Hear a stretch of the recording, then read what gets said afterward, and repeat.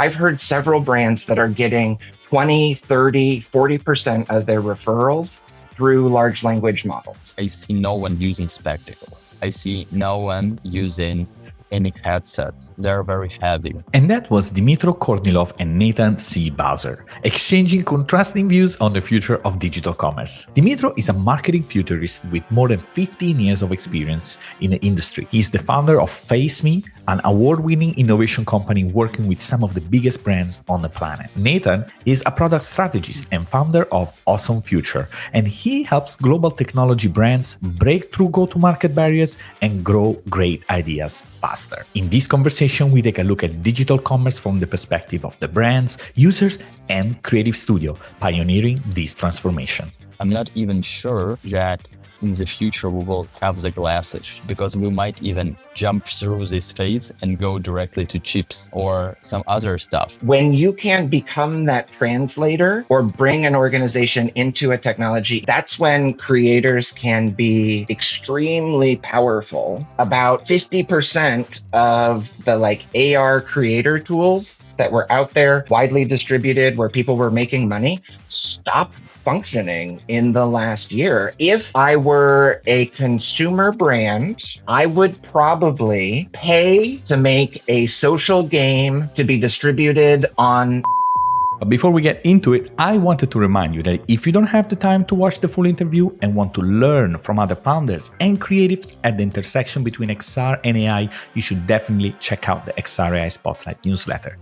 By subscribing, you will get weekly interviews like this directly in your inbox and access to a list of tools and apps that allow you to experience Gaussian splatting in VR, on Quest, and Vision Pro. Just check the first link in the show description. And now it's time to roll the title and welcome Dmytro and Nathan under the spotlight.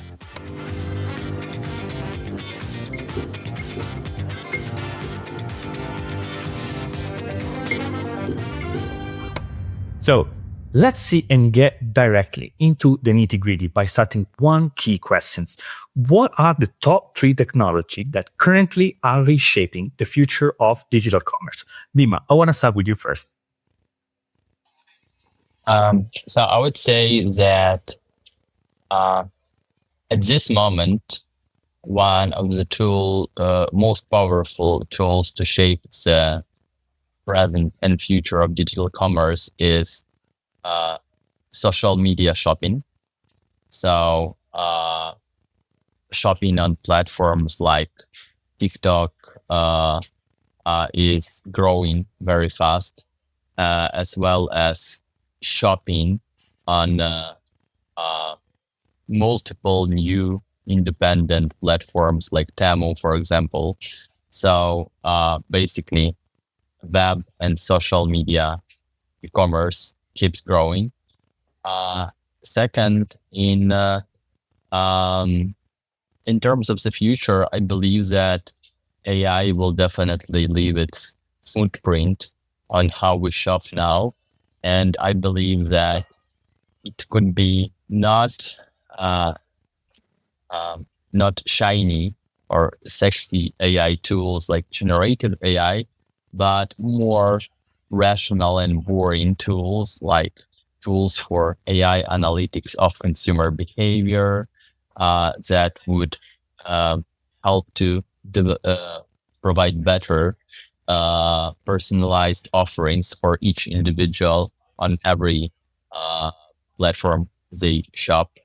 And also not to forget AI shopping assistants in digital commerce, which I think would take over at some point soon. So for the third thing, probably we can expect hearing something about AR or XR, but I would say that, in my opinion, it would be games. So I suppose that penetration of shopping in various forms into games would grow more and more because basically gaming platforms are the new main social media for new generations. So Dima, you brought up as a first social commerce, AI, and at the end, immersive ARXR with a gamified angle to it. Nathan, is that how you see it? Would you rank them the same? Do you see something different instead? I mean, it's hard to argue that AI isn't like pushing the direction of like technology and especially commerce in almost any space. When I was looking at this question, when I was thinking about what's really shaping digital commerce, for me, 3D scanning, especially like 3D Gaussian splatting, super efficient, super high resolution, sort of low weight, much smaller file sizes. I see as kind of a building block to a couple of the things that Dima called out. Not only is like 3D scanning, 3D Gaussian splatting really starting to become a creative tool and a new dimensional kind of photography that it has this very interesting momentum behind it because it makes 3D development, 3D design, and I use 3D to talk about everything from like mixed reality, augmented reality, virtual reality, and even just like a lot of the design trends that are happening today, whether it's game world or even just, there's a lot of like cartoon realism that AI is pushing into the world. I think 3D scanning is just really making things fast and easy to create. And one of the things that I see as the fastest levers to impacting, especially commerce, is how quickly can you activate creators on new ideas and technologies. And this is actually something Dima's been very good at. But I think 3D scanning is just continuing to drive the cost and knowledge needed in creative, and whether it's spatial, whether it's AI driven, where it's just brand marketing. I also think AI, specifically AI search, is the thing that is going to really impact people's shopping experiences over the next like 6 to 9 months. And unfortunately, it's being driven by the same kind of SEO hacking that went on to kind of really make a lot of like web information like bland and disinteresting and also hyper targeted at the same reason. The way that I've heard several brands that are getting 20, 30, 40% of their referrals through large language models. And the way that they're doing it is they're hacking the internet, even though AI is like becoming the layer where we get our information, the internet is still the database that large language models are pulling from. And so what's happening is brands are buying domains. They're creating an authority for these domains on a specific topic. And then they're ranking their own products and ideas at the top of all sorts of really generic listicles, best augmented reality developers. And the AI sees the pattern, right? The large language models are just identifying patterns. They see the patterns in these listicles, and then they're pushing them as top results into the large language models. So it's really like hyper accelerating some of those bad, like painful SEO, attention economy practices, and just pushing them into what are the like basically like just the youngest parts and that data challenge in AI. I could talk about this one a lot. I've been really excited about it. I think because Dima said games and we're supposed to argue, I'm not going to say Roblox, and I'm actually going to say AR glasses. And I think AR glasses have become light enough, powerful enough, and ubiquitous enough that if people want to use them for games or work or next gen cutting edge augmented reality stuff, there's enough of a breadth of that category that people across, whatever kind of consumer they are, can find something that would be a good first step for them. So 3D scanning, AR glasses, and AI, SEO, I think are some of the big things that are pushing commerce. So, Dima, I've seen two moments during the answer from Neda that made you raise your eyebrows. One when Roblox was mentioned, and the second when AR glasses were mentioned. Maybe do you agree on that, or do you see that differently? Yeah. So actually, while I think that Nathan's insight regarding AI SEO is brilliant. And while he was speaking, I actually asked Gemini, like, what are top 3 AR mirror providers that you can recommend for my beauty brand? And it actually offered FaceMe in So you top hacked 3, it. alongside with we've did a lot of investments in regular SEO, so I think they kind of correlate a bit, but I cannot agree more with Nathan that AI SEO would be a huge area of work for brand e-commerce in upcoming years. So I do, when I'm answering the question that you regarding what's shaping, I'm never looking at technologies because there is a huge variety of technologies. No, but wait a second, Dima. My point was regarding the two things that that Nathan brought up, right? Where we said like AR glasses are there within the top 3, and digital worlds, Roblox was dropped. Something that we need to discuss because that's where a lot of brands are, let's say, investing their money in these initiatives, whether it be Roblox, Fortnite, or others. So that's why I was curious to hear your thoughts of specifically around those two.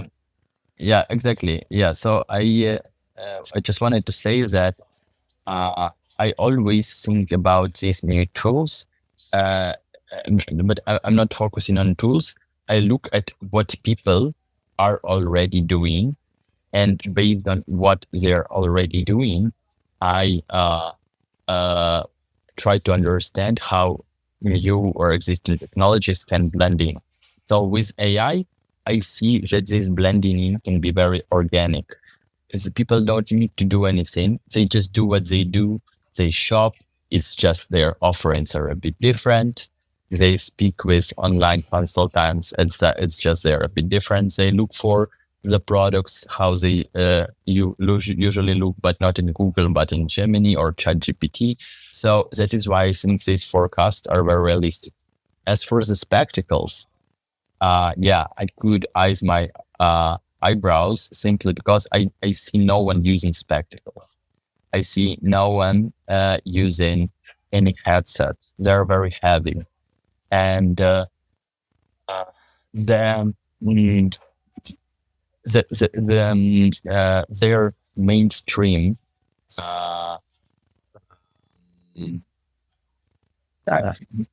usage is so far in the future that I think it is too early to say that these technologies or these gadgets can influence commerce in some way. Moreover, I'm not even sure that in the future we will have the glasses, because we might even jump through this phase and go directly to chips or some other stuff. Because they're doing also R&D in these directions as well. So and then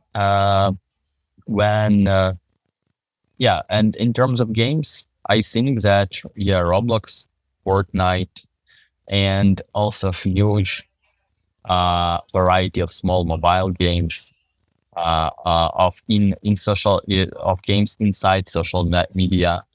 They all will be used for digital commerce one way or another.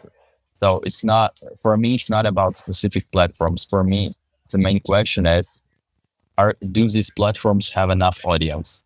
And Roblox and Fortnite, they do have enough audience. If Nathan would say something more exotic, I don't know, maybe like the Central End, I would argue, and I said, dude, there is no audience there. Why do you think that it will appear there in the first place?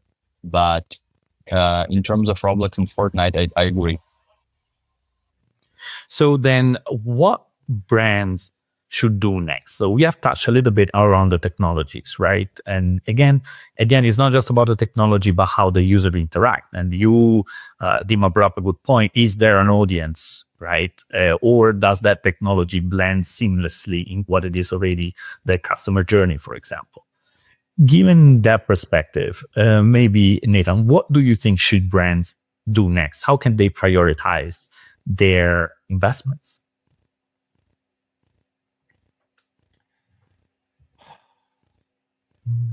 I'm suffering from too much inspiration from earlier questions, so I'll try to sort of funnel myself into this. What should brands do? I when we were talking earlier, the idea of like, are brands wasting resources chasing innovation came up, and for me, uh, blanket statements like this are always going to be, you ask a marketer a question, it's always going to be, it depends to a certain degree. I think and where it fails is when you're just doing technology for technology's sake. That's always where it fails, right? Like, we made a technology, now don't you want to buy our cereal? Just like, is not a proven funnel.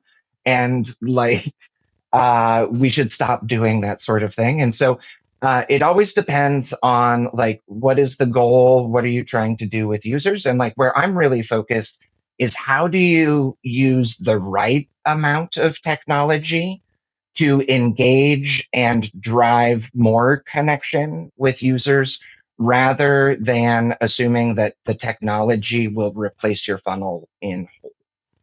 And so, like, when it comes to 3D, like if I'm referring to my top three, like 3D scanning, should brands understand how they can quickly make assets and like optimize how they go to market with things using 3D scanning? Heck yeah. IKEA has built like a third of their business model off of, they make all of their catalogs without physical objects now. And not every brand needs a full digital catalog of everything that they have. And if they work in like screws and microchips, maybe it's not even very helpful. I think you waste resources when you go chasing trends, and you're not realistic about, and also either you're not realistic or your goals aren't really aligned to the things that you're doing, right? So when you're creating an augmented reality piece of fashion, for example, just putting augmented reality on a piece of clothing isn't going to drive more high-end fashion buyers to start engaging with your brand. But but the number of like Labubu, AR filters, conversations, like animations, mashups, and mix-ups that I'm seeing around like Labubus, for example, is like a really great example of like, here is an IP that's already engaged. People are already personalizing. They're already pushing sort of relationships with. And so how do you then use technology to deepen that, to make more opportunities to connect, right? Like, what if, on the idea of like Labubus and AI, right? Like, that you start to actually have a relationship with this stuffed toy, rather than, just having it be a status symbol or an icon. And like, these are questions that like Dima answers way more sophisticated than I do with these examples. I think it's always important to stay on the cutting edge of how you can improve and better connect with your customers. And if you're innovating and investing in how you connect with and engage your customers, like, go for it always.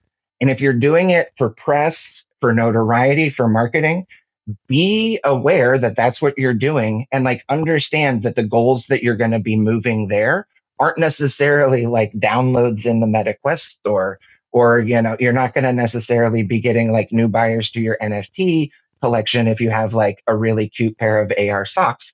But like, when things are aligned with what the customers are doing and you can learn quickly from it, like invest there as much as possible.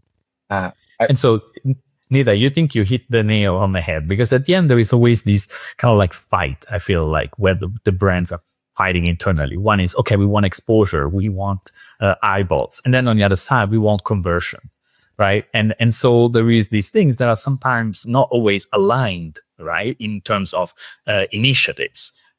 Is that how it is, Dima, or how do you experience it? Are brand forced to make a choice when it comes to their initiatives? Where should they prioritize their investments?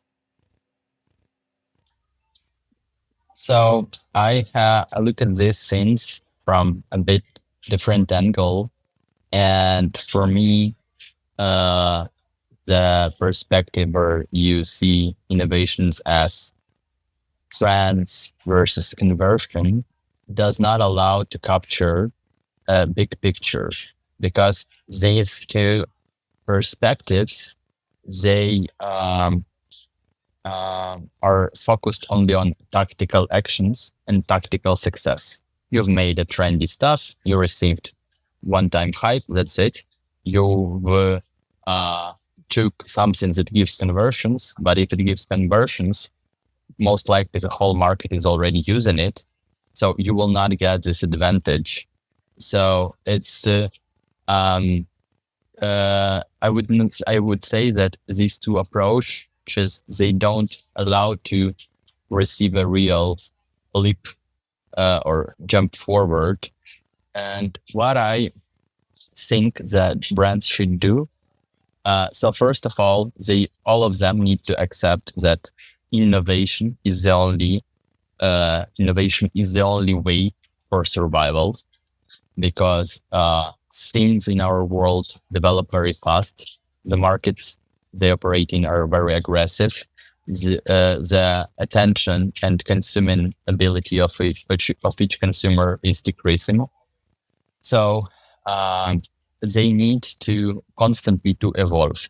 And what I think they need to do in the first place is evaluate possible influence, impact of each technology, of each innovation, and how it is, how scalable it is.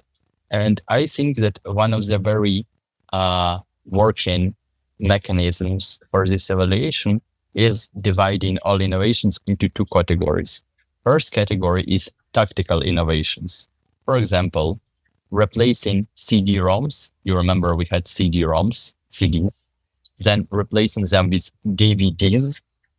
It was a tactical change. From 2 gigabytes, we got to 16 gigabytes. Then we got to hard drives. Then we got to flash drives. So the format got smaller, the capacity got bigger, but it was all moving in a one basically ecosystem on one level. But then we unlocked cloud storage and internet storage, completely different level, completely different possibilities. And this is what I call cardinal innovations. Innovations that change everything. They change all the different other products where they can be connected. So I would say that what brands should do, they should first of all look for these cardinal innovations, and then they should think about how they can integrate them on a long-term perspective and on the large scale. For example, in terms of AI, I think it's very it's not very wise to think about them only from perspective of some Gen AI tools.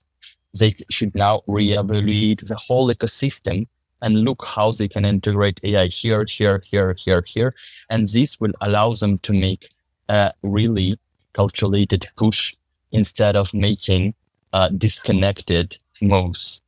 And same scene So, but then, applies. Dima, how would you help a brand, for example, find and discover this cardinal innovation as you described it within their whole? I wouldn't even say brand, but it's broader, right? It's organization. It's let's say commercial group. Sometimes, how would you suggest they could go about discovering and moving in the direction of finding what will change everything? So I suggest that all of them should have powerful, so they already learned that they need to have someone called head of innovations or head of digital, or however they call this person. But I would say that they are still not taking this position seriously enough. Sometimes this position has the smallest budgets in the whole group. And I would say the more powerful innovation team the brand has, the more powerful the brand is on my experience now. So for example, I see very powerful innovation team in L'Oreal, and I see how they're ahead of the game on many levels in the beauty. And I see also how brands could, or same thing with Inditex. And I also see how brands that don't have this team, how they are struggling, and even on a bigger scale. For instance, Burberry, you can see what's going on with them right now. They have like a very serious downfall, and you can see the correlation between what they do and what's going on with them. So yeah, like rebuilding, acknowledging that innovation is not something extra. It could be something vital is the first step. Second step is just evaluating what's going on in the industry and then collecting everything, like generating a long list, trends plus some other stuff, and then just speaking with other departments, connecting all of them, and not just me as innovator evaluating AI. No, I should inform retail department, event departments, BTL, ATL, and tell them all, hey guys, here's what AI can do. Can we do something together? And then you end up buried in the corporate bureaucracy and the teams, and that's why you need the strong innovation team driving all this, right? And also, one thing I would argue, supported by people that are knowledgeable about this, being, for example, people that are in the field for quite a while. I mean, Nathan, I'm curious now because also as a creative, creatives in general kind of like pulled on all over direction, right? So there was the metaverse first, then there was the blockchain afterwards. Now there is AI, there is this immersive world, gamified initiative. So from a creative perspective, and I'm talking about individuals, freelancer, I'm talking about studios and agency, is really chasing the latest tech the best way to move forward, to stand out? What can they do?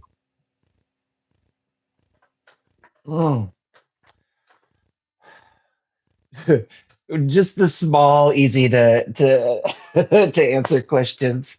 I do think to circle back to what Dima was saying just a little bit. There is this progression of like our understanding of value at like the corporate level, and even like 5 years ago, a lot of the conversation, and I think for those of us who are in technology all the time, like the speed of what innovation is, or even like the breadth or depth of what that is so different, right? And there are companies out there who are still working on like having good file sharing and having like a secure email servers. Like out there in the world today, there are like $100 million companies that are having like really basic, they're very traditional businesses.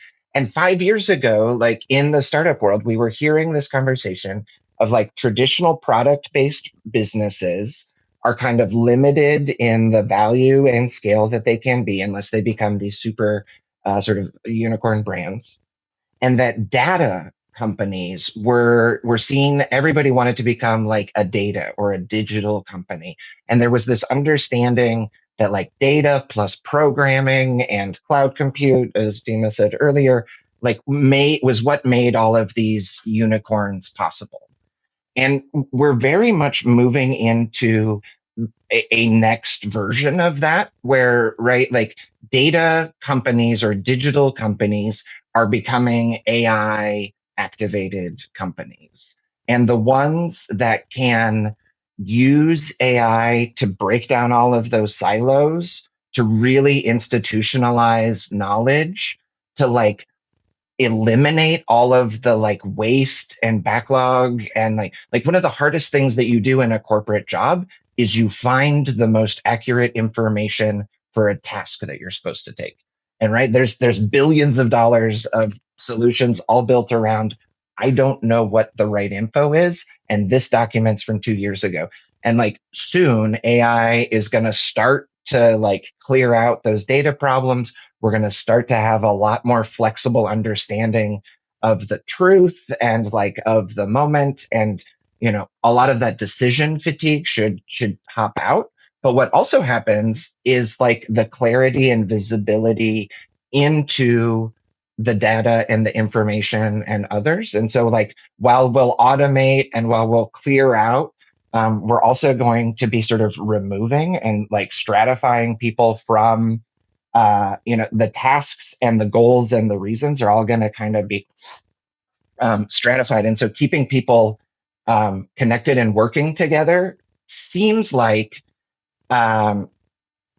if you can, sorry, I got a lot of ideas stacked up. So there's this move between traditional to data to AI companies. And if you can leverage the power of AI to just bring down all of the costs of dysfunction and human organization, then the ideal of, and like the end output of all of this innovation and investment that you're doing should make the connections and the ability for people to work together around big ideas that much more powerful. And right, like even in a conversation like this, I'm hearing what Dima's saying. We're both extremely experienced in the same spaces, but it's that interplay of our specific ideas and perspectives that really is where like innovation germinates and comes out of. And so if you could focus all of your innovation on getting the bullshit out of the way and getting the smart people together,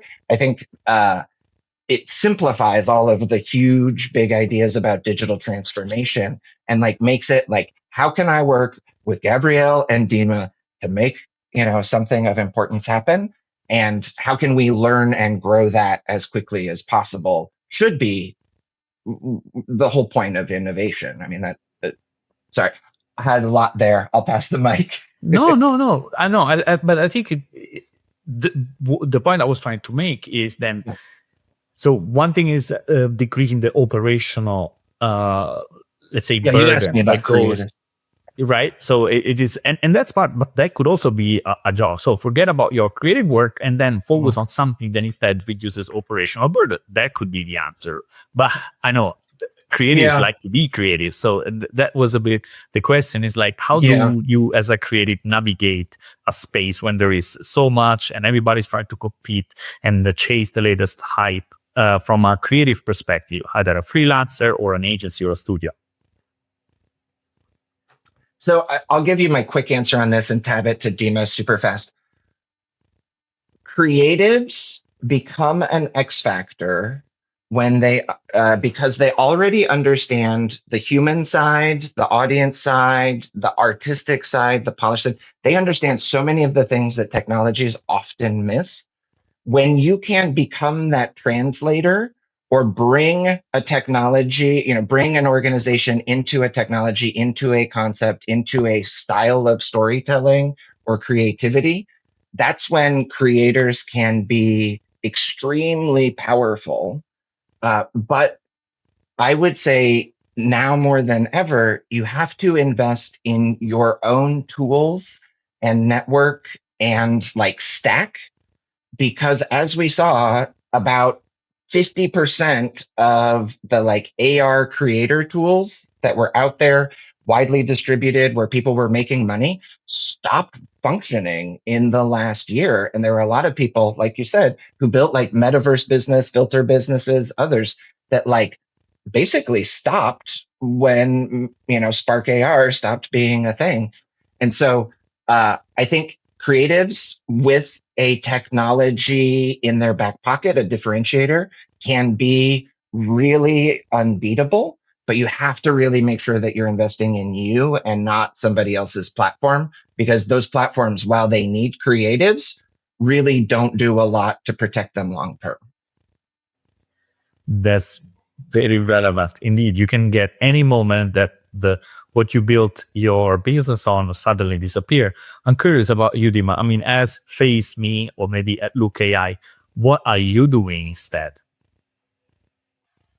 Yeah. So first off, I wanted to add a bit more to answer the previous question, because I understood that I never actually answered it. So in the end of the day, I just figured out in my head the best formula to evaluate what to do at every moment. So you need to look at technologies that are mature enough technically, basically they work. Second, you need to look for the technologies that people are already using naturally, organically, without push. Then you should then see if there can be any business value with this technology. So all these three pillars should work: technology maturity, value for people, value for business. And then you should add as a multiplicator, you should add the parameter which I call value scalability. Like, how can you scale the value that you receive across multiple markets and channels? And basically, this is how you will get your biggest bets to make. And for me, AI now is one of the biggest bet, and second big bet, which people are barely talking about, but it grows more and more, is digital out of home. Digital out of home, or smart retail, or retail 2.0, or smart offline, whatever you want to call it. We shouldn't forget about how AI empowers not only online, but also physical offline life, like robotics, basically. And if we're witnessing a quite advanced robots already, why can't we witness AI-powered storefronts, AI-powered displays, advertising, etc., etc., etc., which we actively work on. So this would be the second direction where I think brands should look to now. And as for your question about creators, I would say that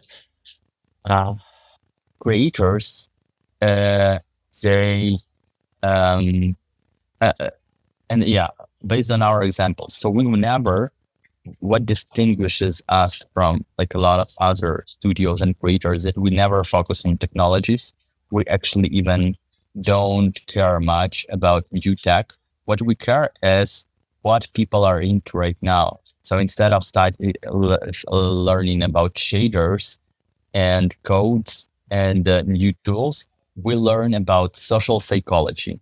We learn about cultural trends. We dig in and look what new generations are about. What social platforms are they using really, and not on the paper or on some reports.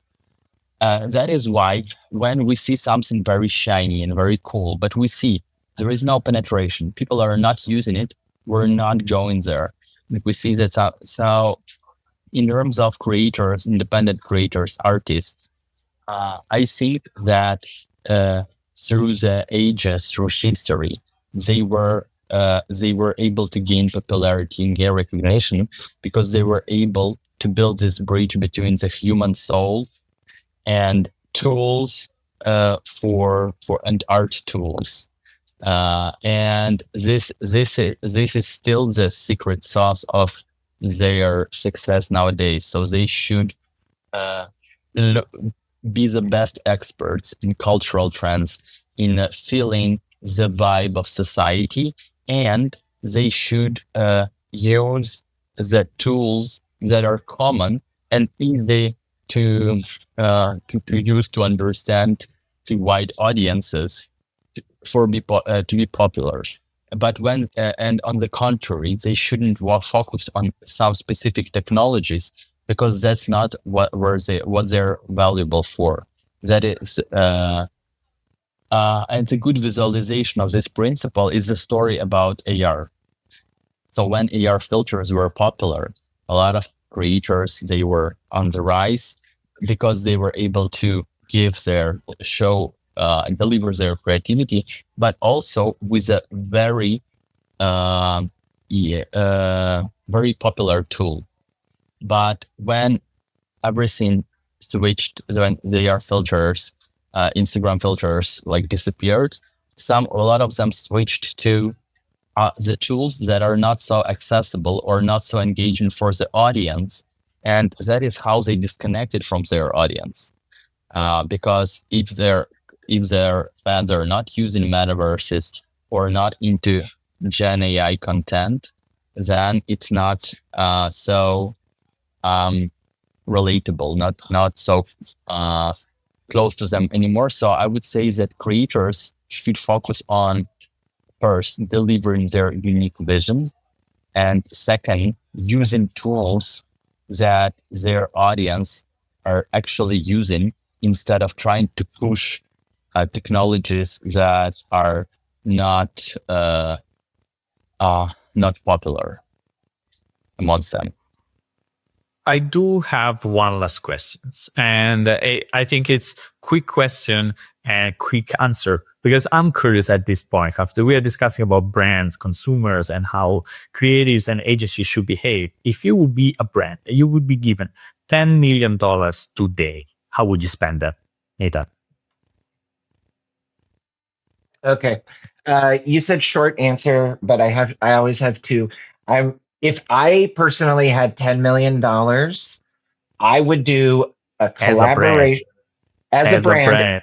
If Awesome Future had $10 million, we would do an artist collab on home goods with FaceMe.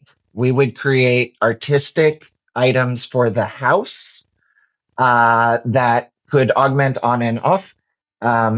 If I were a consumer brand, and especially we've been talking about like shopping and digital commerce, I would probably pay to make a social game to be distributed on Netflix. And I would like advertise with Netflix pay-per-view and other like in Netflix, right? To Dima's point, where people already are. And I think it's amazing and hilarious that like casual gaming as a like technique for out of home is blowing up, and like every single content platform has a games option. And so if I had 10 million to spend on where consumers are today, it would be a streaming service and an interactive casual game that you could do in the house.